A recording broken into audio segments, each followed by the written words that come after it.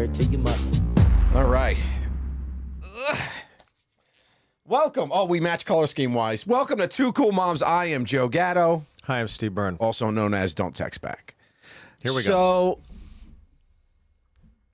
So, 4 sent messages to you. Yeah. Over the course of a couple days. 0 responses back. And then I get a response back. It's like, hey, how are you? While I'm sitting next to you. No, but we talked on the phone. I called you, remember? Yeah, I know. I did call you. You negate that. I did take that out of the mix. You're right. Oh. You're right. You're right. Hey, this mommy's not. We did catch up. I'm not above admitting I'm wrong. I'm wrong. Turn your love around. That's great. I can show you how. I went to the Quad Cities and I loved it. What is the Quad Cities? QC's. I bought this. Is that in Iowa? I wanted to show Jiggy this.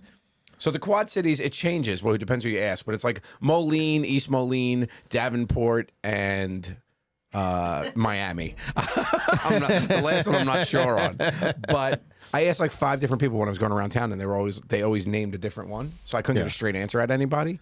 But I think it's like a thing there. But we found it too. I was very upset that you weren't with us because we found some men's shops and we did some men's shopping. Ooh. I walked in. I thought you were going to love a couple of them were great. Yeah, I there was little sleeper hits there and just taking a nap ski in Davenport. And here comes Joe Gatto to be like, hey. No, there's no subtle Joe entering a shop. Yeah. I'm here. I like to let people know I'm here and ready to go. This is a question I have for you. Sure. Because you like to go out on the road. You like to drop a dime on some clothing. I shop local. Do you bring a lot back and then check your bag, or what do you do? Disposable. I bring a lot of stuff with me and throw it out. You just chuck it on the floor. On the. I've seen you rip shirts off. I rip them off. Sometimes I make it a joke. If it's this weekend, I couldn't button a shirt. Legit, couldn't even button it when I went to put it on, and I had to. Justin was with us, and I had to send him back to the hotel room to get me a different outfit because I was in a rush to get there. So I was like, "Oh, I'll just grab this," and I went to button it, and I did the. Oh no! It wasn't even close. It really? Was, like sometimes you're like, "Oh, I'll get it." Yeah. It was like, nip symmetrical. Yeah. Here-ish. And I was like, oh no. And I was like, I'll just wear it open. But when's the last time you wore that shirt? The late 18s.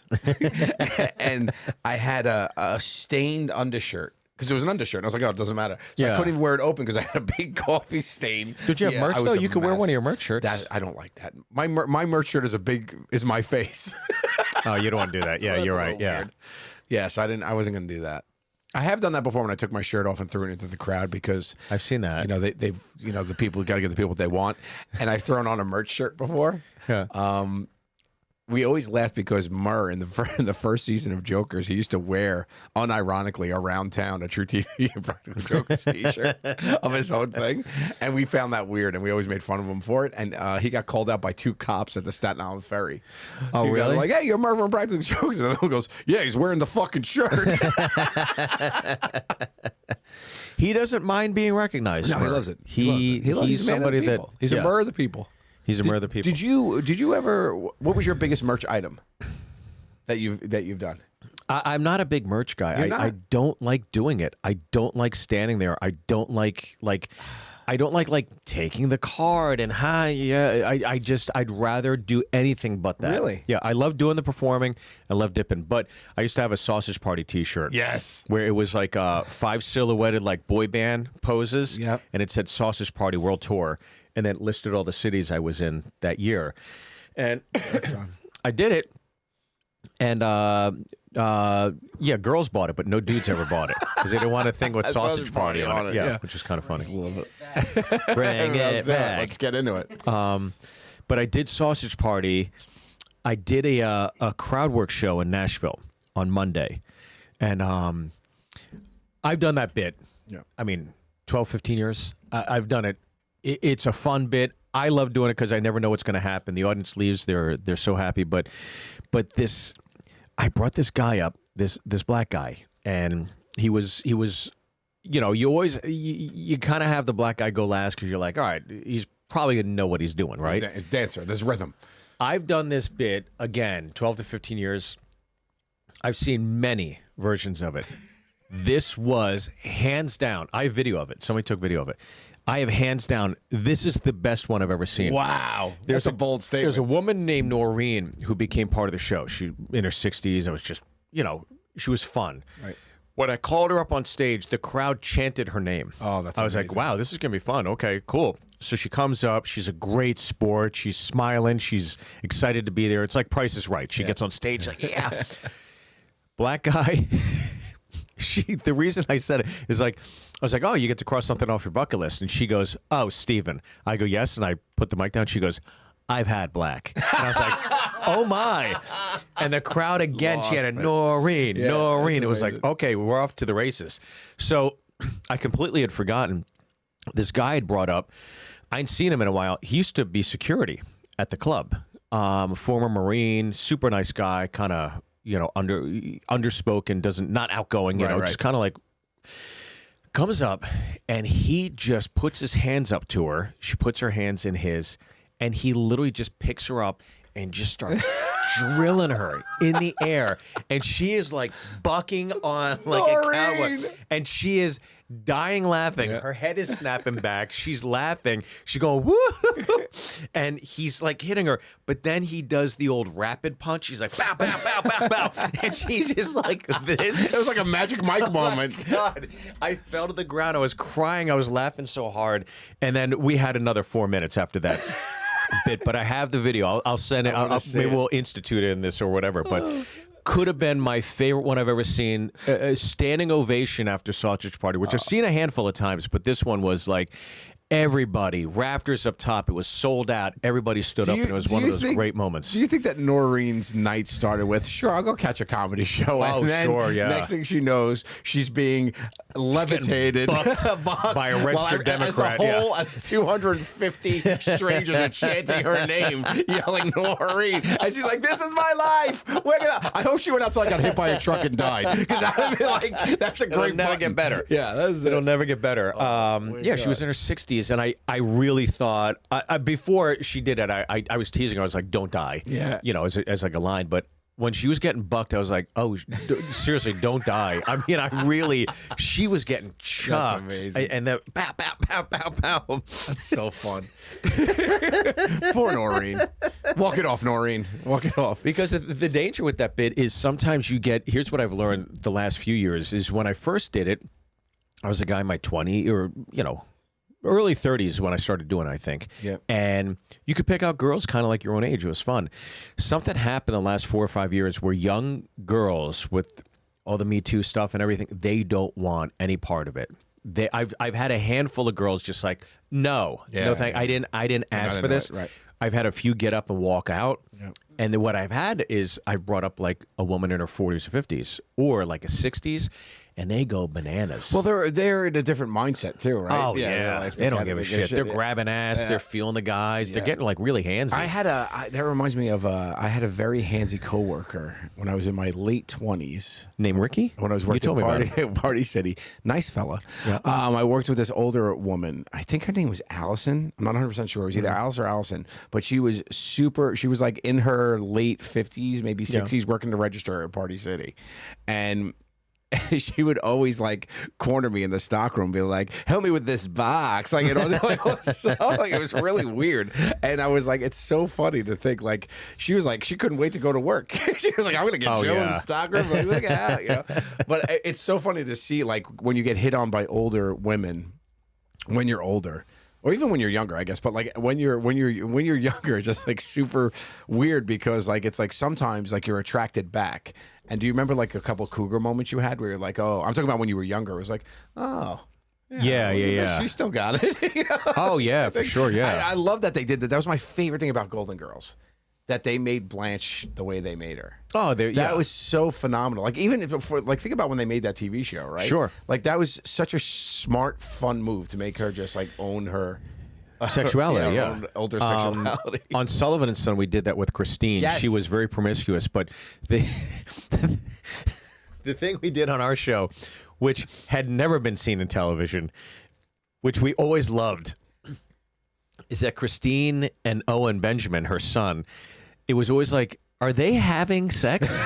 Like they were always so comfortable with each other sexually, and they would be each other's wingman or wing person, but they would also say things where you just like, they'd leave and we'd be like, are they banging? Like, should we call the cops? Like, this is weird. There was an episode where, we did a karaoke episode, and they were singing like, yes, I remember. Like they were like banging each other. We're like, what is going on?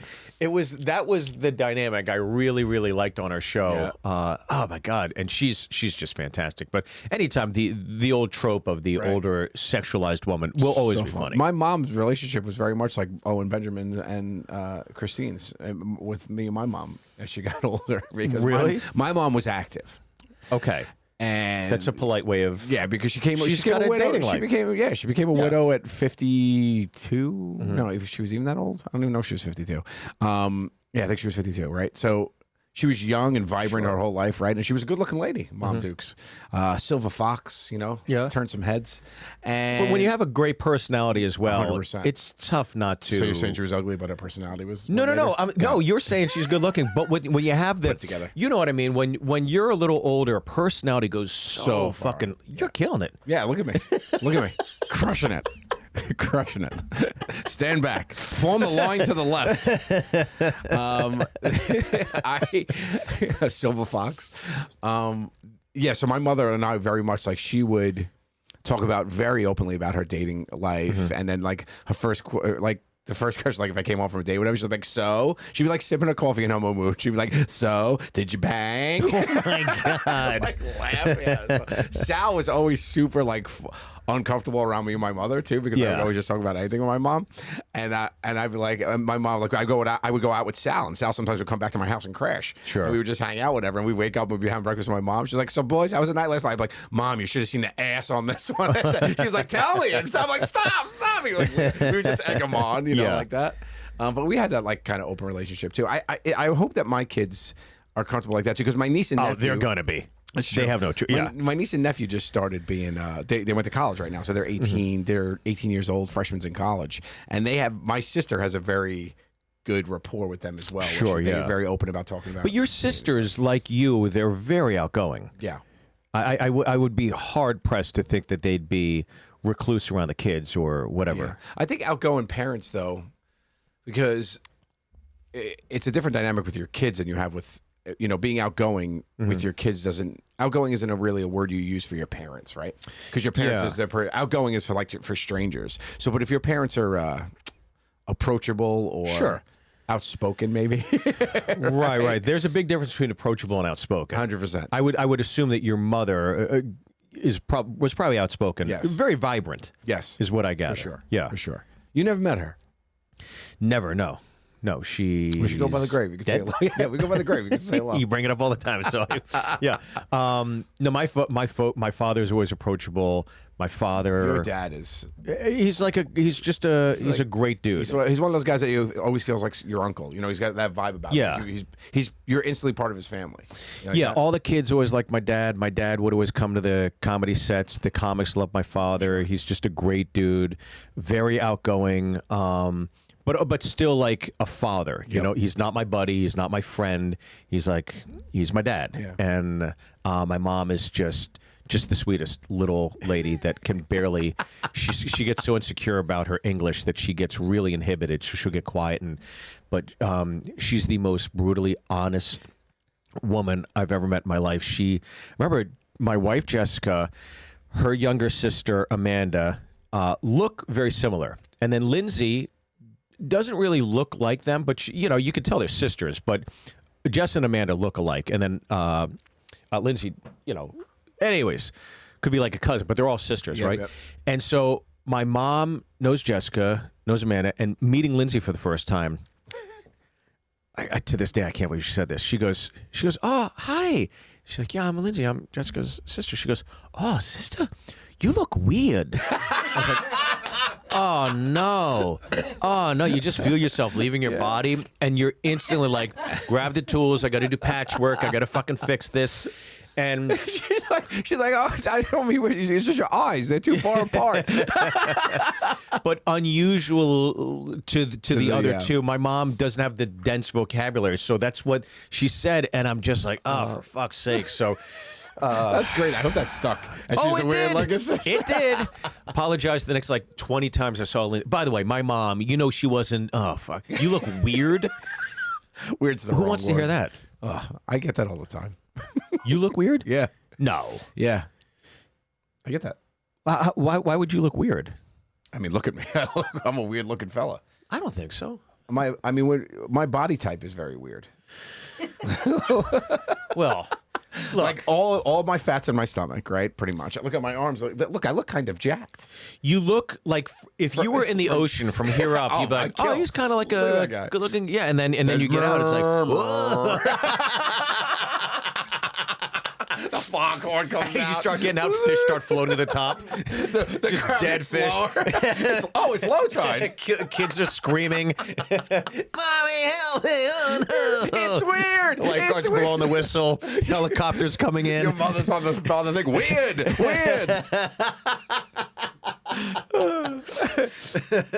But you admit you don't do 100%. anything. No. I say, do you want to take a walk? I don't take a walk. Take a walk? For what? Yeah, you don't. It's 3 blocks. Call You me don't Uber. exercise at all. No, I used to work on my feet a lot, and I don't anymore. Excuse me? I used to work on my feet a lot. So you considered working on your feet? That was exercise. For sure. I mean, if you don't sit down for all day, there's a difference now. I sit down at a computer, I'm writing, I'm doing whatever, Yeah. but like I was used to be not sit for, 12 to 14 hours a day. Sure. It's crazy. You're up and around, you're moving, you're getting your steps in. Do you not get steps in at all? Like, I get some steps do you? When's the last time you had the gumption to be like, I should get off the couch and do something. I should do something, like, for my health. I'm pretty sure it was 2004. Joseph. I was, Joseph. That's not good to not be somewhat active. No, Because when we're on the road, I've mentioned it to you about like, hey, we should take, whatever. But you walk through shops and stuff. I walk. So I walk about town. you walk about town. Maybe that's considered. I walk. I guess I you're get getting some some steps in. I'm but not. I'm not just like like a lethargic big fatty. I don't mind it. Yeah. I probably should. You could do more. something. Well, we all could. Of course. Yeah. But I should. I absolutely could. But you I think you would. That's something people say. What? Because like I should do more, and I'm owning that. I should definitely do more, and I answered, we all could do more. Like I'm throwing in a royal we. Like no, it's like I get it. I get it. But Joe, we're talking about you. Yeah, I'll do more. You know what?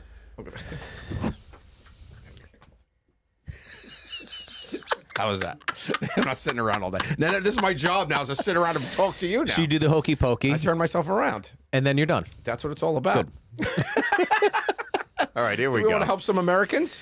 Here we go, Or people. international types. It could be We're here international for you. types. We have all the answers. Thank you so much and for writing. It never into ends. At 2 Cool Moms Pod on the Instagrams. Follow us. Subscribe. I don't. You know what? I don't care. You guys don't want to follow us. Don't do it. I'm not going to force you. It's fine. That's fine. We're here. We're doing it anyway. To the 7 of you listening. Coming to us from Natalie. Hi, mommies. How do you deal with feeling stuck in life? I get up and take a walk. When's the last time you were in a rut? I mean, I'm still in one. Do you consider yourself still in a rut? I would say I'm at the precipice of the rut. You stay active with work. I do say active. You're always working. Well, no, I say active with work. I say active with You're family writing a lot? now too. I went Yeah. to, I'm invested heavily in the children's, Yeah. which is good. I wouldn't consider myself. I was in I'm out of a rut. I wouldn't say I'm in a rut anymore. Yeah. It's not. I mean, come on. It's been, over a year. You gotta get on and move on with yourself. Yeah. You gotta do something. What are you gonna sit there and be like, poor me? Can't do that for too long. Why am I eating ice cream and just sitting on the couch watching, Oprah reruns on Peacock? Like, what am I doing? So I would say I was in a rut for a minute, but I think I'm out of the rut. Yeah. Yeah. I might be driving with despair, though. You know what I'm saying? Really? You think that? Yeah, I would say that. I would say I'm driving with despair. When, you know what I think, and feel free to edit this out.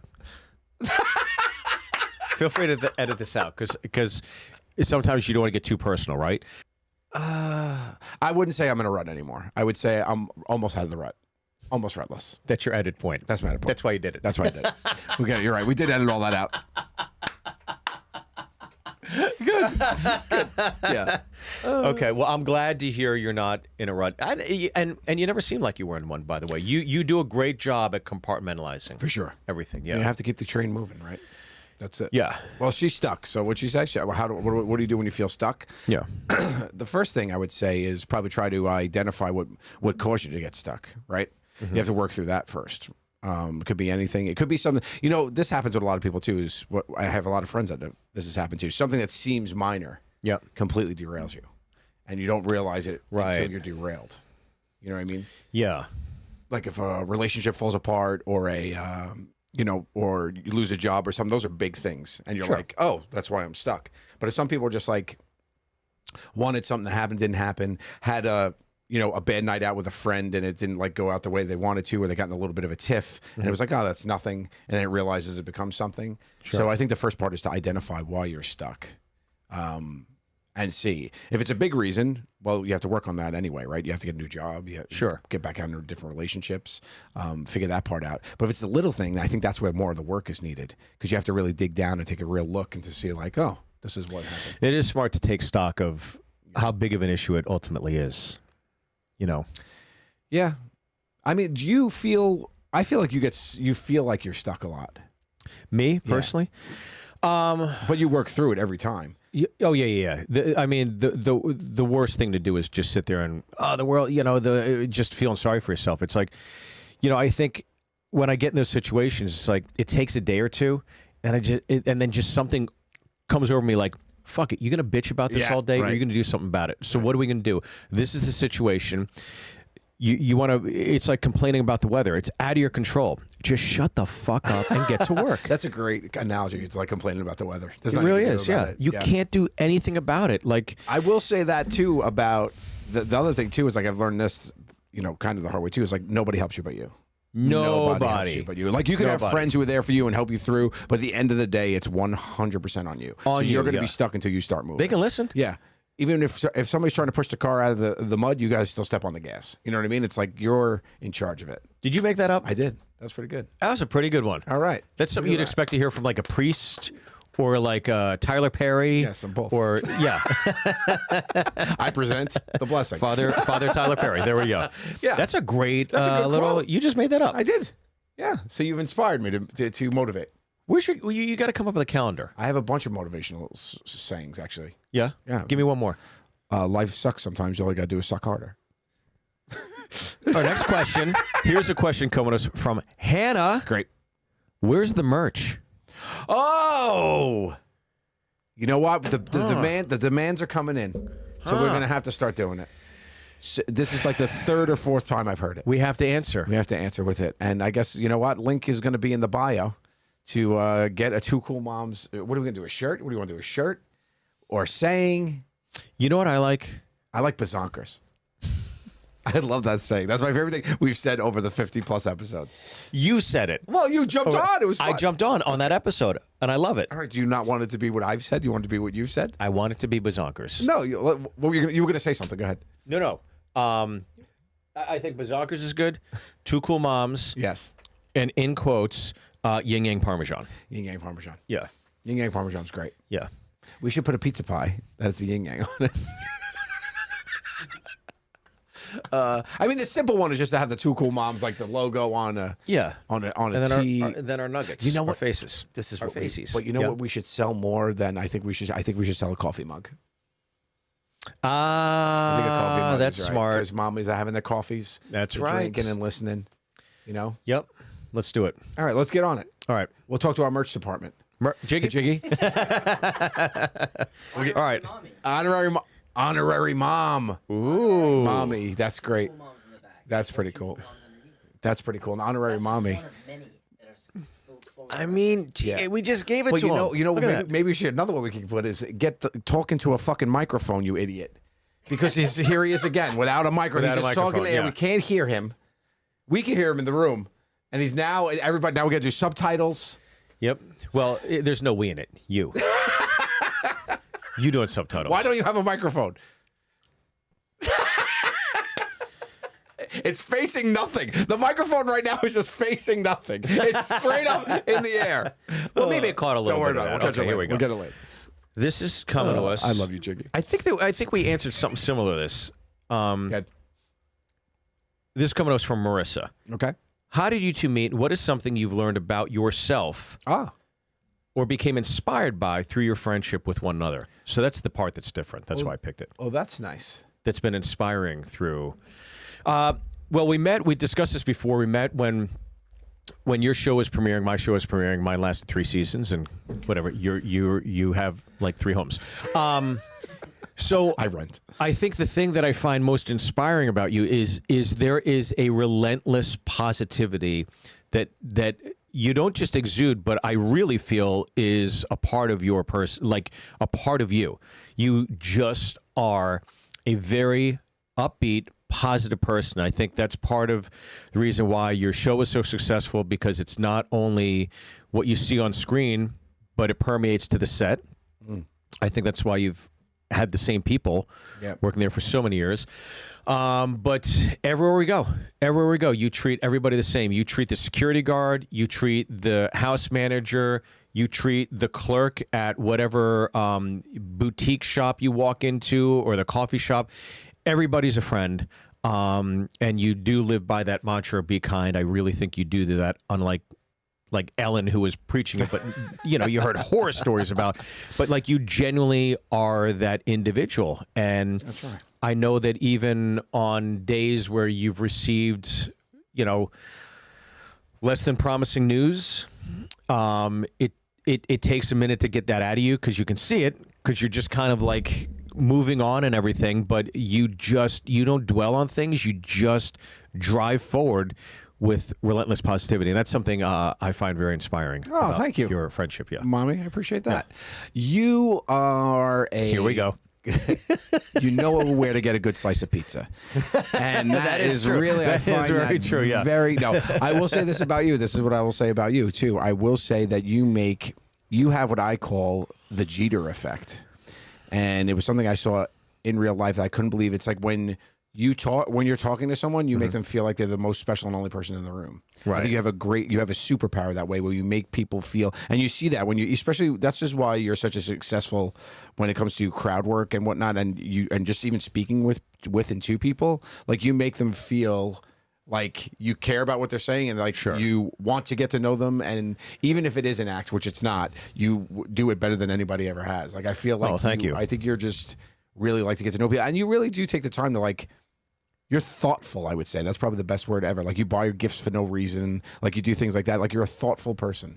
And I think that's really, thank you. That's what's most inspiring about you. Is I've tried to think about that as well, and taking the time and putting stock in friendships the way that I feel like you do, because you know a lot of people too, but you don't consider a lot of people friends.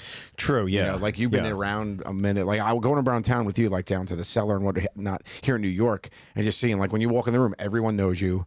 And you know everybody, but you could tell like there is people that you want to spend time with and talk to.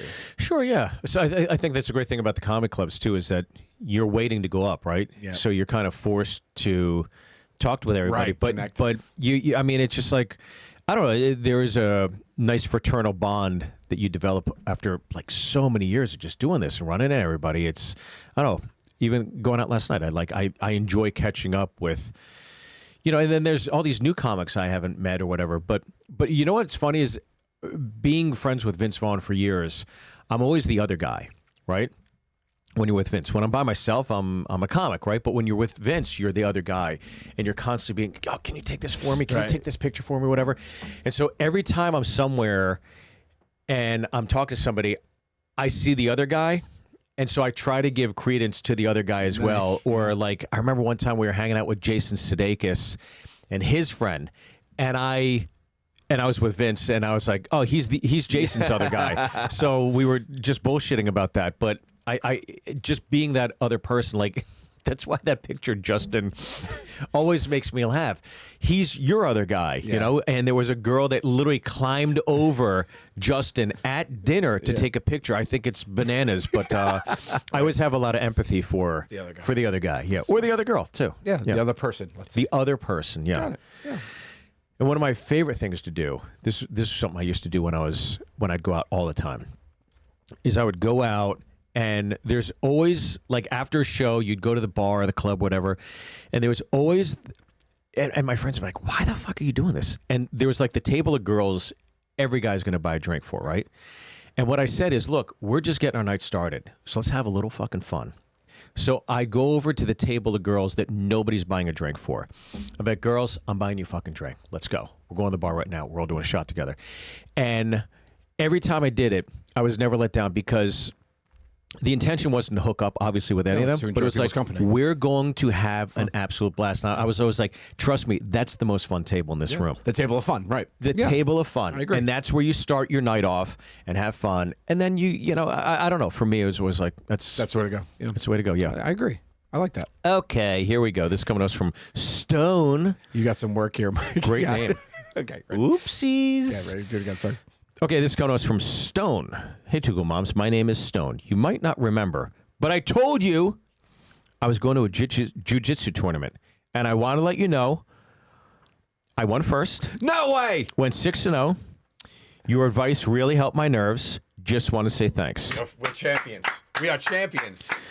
Oh, you have to do it. I can't.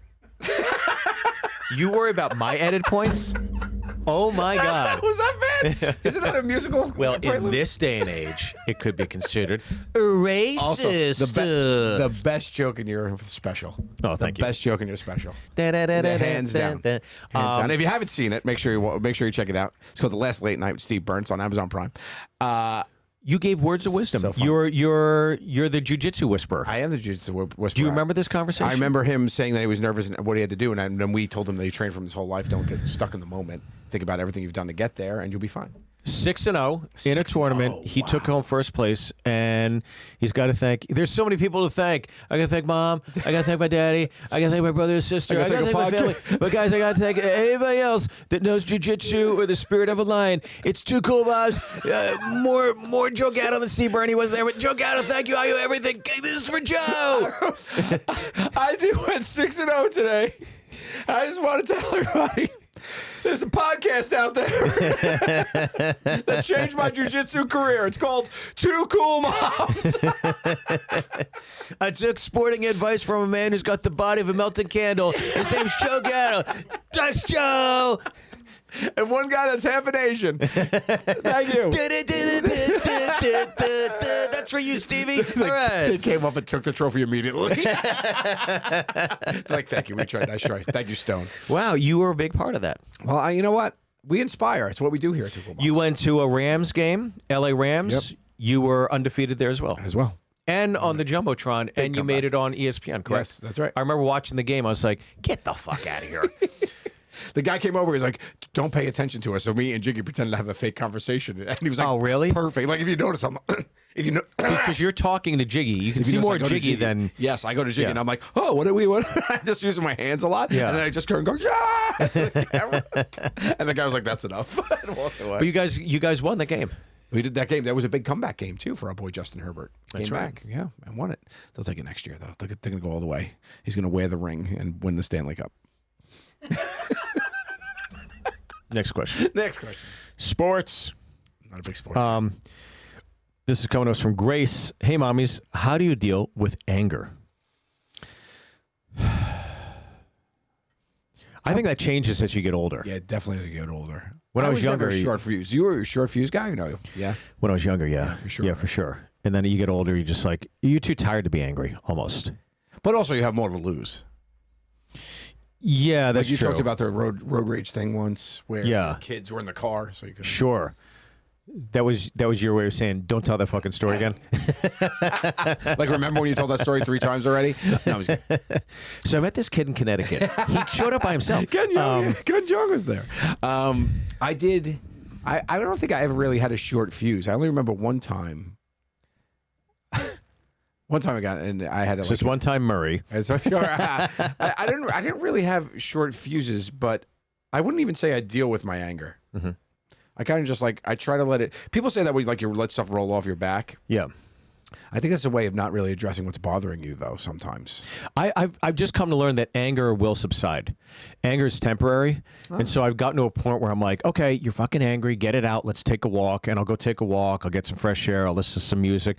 And I'll just mull through what it is. And again, to quote you, take stock of what it is. But it's just temporary. Anger's solvable, for sure. Yeah, yeah. Right? Yeah, so It's a man-made problem, so there's a man-made solution. Ah, look at that. Quote That's the great John F. Kennedy. Oh, John F. Kennedy said that? Yeah, yeah. Oh, I was saying because that Can't was take pretty that. smart. You should don't take that because somebody's going to write in angrily. It's going to be right in the comments. You're no JFK. I've never really felt like I've let anger get the best of me. Only once in college I remember that I was angry that a guy was dancing with a girl that I liked at the club, and I stepped up. He had thrown a look and said something to me, and I had stepped up and said, "What's up?" And I said, "What?" I said, I said, "What are you doing?" I said, that I like her, and blah blah. And the kid was like, "Oh, yeah, all right, I'm sorry." And I was like, but the kid was bigger than me, and I was like, "Why is this kid saying?" And I turned around, and Mungo was behind me, one of my frat brothers. This huge. Well, and Mungo doesn't sound small. He was like literally like a Rottweiler on the chain. Yeah. Like he was like waiting for me to say. And I turned around, and I instantly switched. I was like, "Oh no, Mungo, calm down." And I turned into like the pacifist. Yeah, that stopped it all. Yeah, I remember one time there was a huge fight at a bar, and it spilled out onto the streets, and all my friends were fighting. And this one guy comes up to me, and he gets right, he has his hands up, and I go, no, thank you. I said, no, thank you. He just went and punched somebody else. Oh, that's great. One of my favorite videos. You ever see that video of a fight breaking out? And there's just this Chinese kid, and he's eating a bowl of noodles, and the fight breaks out. He doesn't even look. He just goes like this and walks out of frame and keeps eating his noodles. I was like, yeah, that's anybody in their 40s. Yeah, priorities. I think in your 20s, you're like, hey guys, what's going on? You want to be a peacemaker and stuff. I think you get to a point just like, fuck it. They'll work it out. Yeah, yeah. I feel like everybody's getting punched everywhere nowadays too. You see these videos like they're in McDonald's, they're in Target, they're in Walmart, they're in a library. Like there's no place that's safe. No. Oh, somebody told me. I think sometimes I get angry again when you're driving. People are constantly doing incredibly rude, really dangerous shit on. I think driving's got more aggressive for sure in the last 10 years. I'm blown away at the times I get cut off. And before I would kind of speed up or whatever, and now I'm just like, all right, just go to the far right, give it 10 seconds, just chill out. I forget my story. I forget what it was. So this is it. So somebody was telling me that their father, when somebody would tailgate them, where they'd see somebody fly by or whatever, I thought this is such a good line. Their father would always kind of pull over to the right and go, "Yeah, go get him." And so that kind of pops in my head now when I hear that. I'm like, that's such a funny line. There is not many things in life that give you a fill of satisfaction and pride and just so happy to be alive is when somebody's being an ass on the road and about a quarter of a mile up you see the wreck and the fireball and you're like, oh, they're dead. Yeah, that makes me they smile. Died. Oh, I love that. Yes. Next question. I was going to say pulled over. Oh, but you're right, too. No, it is the best when you see them pulled over. You're like, get him. It's like, great. roll down the window. You're like, he was a jerk. He was an ass. Here we go. This is coming to us from Austin. Okay, question for the podcast. How do you guys exude so much confidence? I've always feared public speaking or speaking to new people in general. I always go through scenarios in my head if I said the right thing, if the conversation went well, etc. Any advice for building confidence? Something I heard early on in my life that stuck with me was people don't care as much as you think. Oh, yeah. I think that's a big thing. Like you're up there all nervous, like, oh, whatever. Like, and if you... Like people are just like, okay, what do you have to say? Like you put so much pressure on the audience looking. But think about the times you're in the audience and you're sitting there, like watching someone speak. Sure. What are you doing? You're sitting there and listening. Like you're not being like, oh, I can't wait till this person messes up or something like that. So I think that was a minor thing for me that really was like people just don't really care as much as you think when you're up there speaking. They're here to say what they want to say and. You know, especially public speaking. That's a big fear for people too, though. Like public speaking. They'd rather die. Yeah, it's up there like spiders. Be a public speaker. Yeah. A lot of people, I mean... We're the real heroes. We are. Yeah, I mean... First responders, like the military flyovers, it's like... No, I mean, they're not even stopping. They're just flying over. I mean, we're getting in there. We're getting in there and mixing it up with the people. Yeah. Yeah, talking really doing the hard stuff. Chopping it up. I never really... Did you have a fear of public speaking? I think when you first start stand-up, for sure, yeah. I mean, it took 2 or 3 years. But I always say it's just like, imagine platform diving, right? You're 10 meters, 25 meters, 30 meters up. The first 100 times you do it, yeah, you're going to be a little scared. Right. The 101st, you're like, all right, I've done this. Now I can do my gainer or whatever it is off the thing. So just get used to it, yeah. But I think what about younger, though, like before stand-up? Like when you were... Yeah, of course you get nervous, but I was High like school Stevie, pep rally. I did like little routines and stuff. And oh, take us through that, 5 minutes. Take us through that. Well, I don't know what I would. It's all kind of a blur, but I want to hear about Stevie's pep rally routines. I would do like 5 minutes before the pep rally and just tell jokes or pull out my Kermit the Frog doll and do an impression and stuff. And it was just like there it is. I'm sure it was humiliating, but at the time, like you were cool. People loved it. Doing well. Yeah, I got laughs. Yeah. So you had a Kermit the doll, Kermit the Frog, yeah, and you did the Kermit voice. Yeah, like at pep rallies and stuff. I would do like dances or just anything for attention and laughs. Yeah, I love that. Anything. I love that. But it was humiliating. Yeah, I think like in terms of like building up confidence, I wholeheartedly agree with you about people don't think as much as you do. Yep. And I think if anything, people appreciate effort. More than if you're a stranger in a situation, hey, I'm Steve. How are you? Just like, hey, thanks for taking the time to. Yeah, of course. Who's not gonna knock that? I think talking more in smaller groups also helps. The more you're speaking to strangers, because that's all public speaking is. Yeah, it's speaking to strangers and then speaking to a group of strangers. So a way that helps is baby step, like you said about the thing, is like about diving, is like talk to people out and about, then talk to groups out, approach smaller groups out and about, and before you know it, you'll be fine. Yeah, and he's walking himself through scenarios of like saying, what if it went well? What if I did this? What if he just stopped and just did it? Yeah. You know, you could sit there and talk yourself out of talking to a girl that you think is pretty across the bar. Think of 100 things you could say or 100 reasons why you shouldn't do it. But you just got to shut it all off and just go and trust your instincts. You're a good person.